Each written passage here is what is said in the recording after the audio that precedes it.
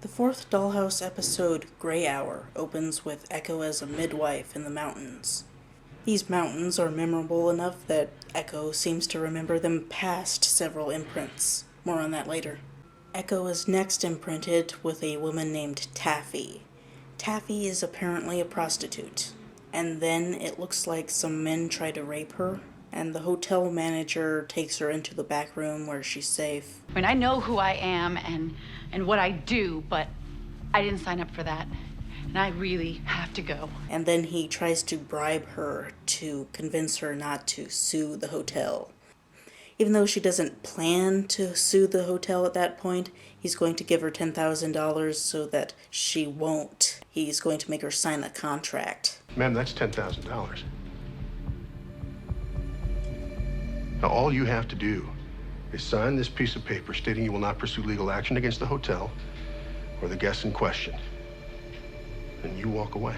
I think it's kind of a feminist thing because it points out that rape can happen, or attempted rape can happen, and then not be reported because other things get in the way. The hotel isn't so different from the Dollhouse as an institution that hides rape. They volunteered for this? So we're told. And then Echo knocks the guy out. It turns out that Echo is a thief, and she was just pretending to get into this secure area. Blue sky. This is a part that a lot of feminists have a problem with, and I have to agree. A lot of anti-feminists use examples of women faking rape as an example of why women who claim they're raped shouldn't be taken seriously. So then to have it featured in Dollhouse, that's not so good. I admit that's a feminist fail. She leads a team of male thieves into the vault. It is clear that she is way better than all of her male associates, so at least they have some strong female attributes here. Damn. One of the men she's with turns traitor. He stabs another man and runs away with a bit of the art, and he locks them in. It's fine. Taffy's a master thief. She can get him out of it. Except then Alpha remote wipes her, which shouldn't be possible, but he manages to remotely mind wipe her, so she goes back to the tabula rasa state. Did I fall asleep? How bad is it? Being wiped is not unlike being born. It's traumatic.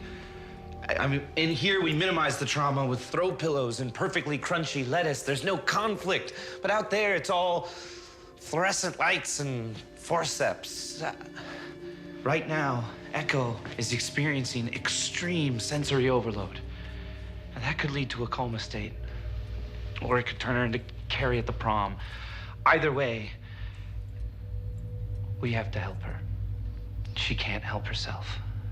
In the tabula rasa state, the actives are extremely childlike. They remind me of the citizens of Pleasantville in the movie Pleasantville, except that those guys just couldn't improvise, but they had a few skills they could do. And Echo and the other dolls, they just are blank states. So the thieves try to snap Echo out of it, one going as far as to slap her. This isn't the Three Stooges, so this is portrayed as harsh. The guy who was stabbed is a bit nicer to Echo, and he just talks to her just to be nice.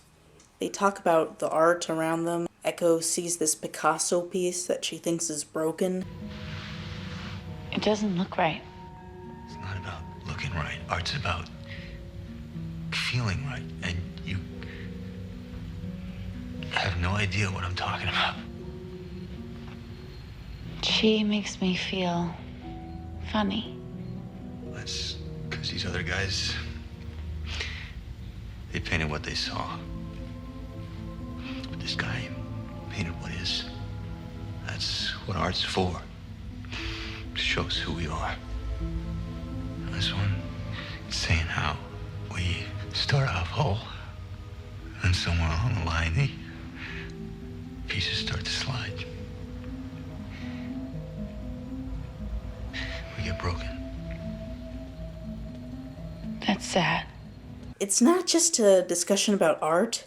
This is about Echo realizing she's not fully herself. She's basically been broken by the dollhouse, and she doesn't want to be broken. She sees this picture of mountains. What's my name? Taffy.